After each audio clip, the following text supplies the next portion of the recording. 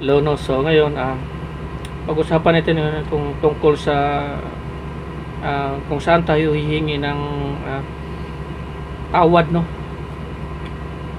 Sa Katoliko kasi, no, yung mga tao kasi naniniwala, no, na doon sila humihingi ng kapatawaran doon sa mga pari, no, ng umpisal, kumbaga.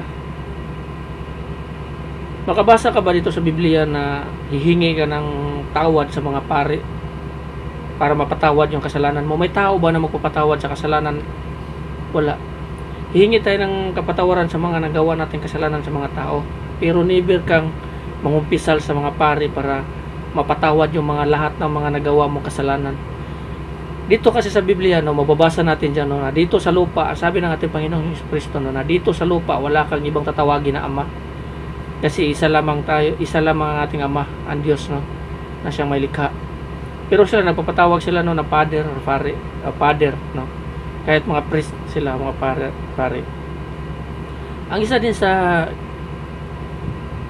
yun nga, no, problema dito is yung bakit yung tao doon sila nangungumpisal o humihingi ng kapatawaran sa pare. Wala naman niya magawa. Bakit yung tao lalapit diyan? Bakit ka lalapit diyan at hihingi?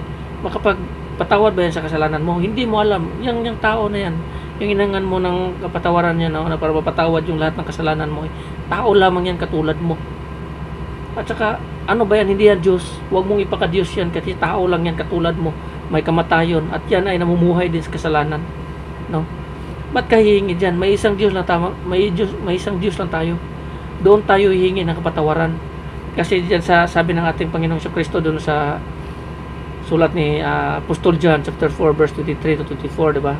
God is a spirit, in all those who worship Him must worship in spirit and truth. Ang Diyos ay espiritu, at ang lahat ng mananampalataya at magsasamba sa Panginoon ay magsasamba sa Kanya diyan sa espiritu at sa katotohanan. Yan po yung katotohanan, hindi po yun sa mga tao. Hindi ka mapapatawad ng mga pare na yan. Akala mo lang, no, pagdating ng kamatayan mo, pagkamatay mo, pag malapit ka na mamatay, sabihin mo, humingi na ako ng kapatawaran sa pare, mapatawad na yung makasalanan ko. No, wala pong tao na makapagpatawad sa kanyang sa mga kasalanan ng tao, no, na gaya niyan, no. Hindi kanya mapapatawad. Hindi yan. Sabihin mo, sila yung tinuturo ng Diyos. Hindi yan. Lalapit ka sa Panginoon, doon ka hihingi ng kapatawaran. Ang sabi ng ating Panginoong Jesucristo, no, na kung magdasal ka, takpan mo yung, pumasok ka sa iyong kwarto, takpan mo yung bintana at mga pintuan mo at magdasal ka sa iyong Ama na nasa langit. At siya na tumitingin sa iyo sa tago ay siya magbibigay siya ng ganti, no, at didinggin ka. Yun po yung katotohanan. Pero never mong marinig dyan na sinasabi ng ating Panginoong Jesucristo, no, na kahit sa mga apostoles o mga propeta, no, na kung hihingi kayo ng kapatawaran ay lalapit kayo sa mga pari para mapatawad yung lahat ng kasalanan nyo. Wala po sa Biblia yan. Never po kayo makabasa niyan sa Biblia. Kasinungalingan po yan. Kaya itong Katoliko, no, yung pagsisikap ng mga tao dito, no, na makapasok sa karera ng langit, yan po ay nagiging isang pintuan po patungo po sa kapahamakan. Nagiging pintuan po yan sa kapahamakan, no, sa impyerno. Huwag niyo po sana sabihin, no, na nagmamilinis ako, no. Lahat po ng mga pinagbabawal sa ating Panginoon ay ginagawa nila dyan, no. Dinagdagan nila yung nakasulat sa Biblia, paniwala doon sa mga purgatorio. Wala namang mababasa dyan na purgatorio. At marami pang iba, no, sumasamba sa mga imahe o at iba pa, no. So tumigil po kayo dyan. Yung sabi po din sa ating Panginoon, no, na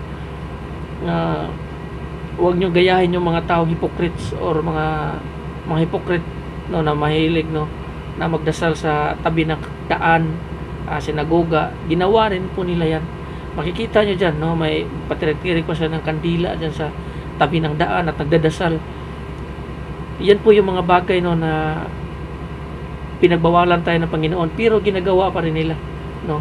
So lahat ng yan ay tinatapakan. Hindi sila naniniwala sa mga salita ng ating Panginoong Jesucristo at gumawa sila ng sarili nilang batas, no, at paniniwala na ikaliligtas nila.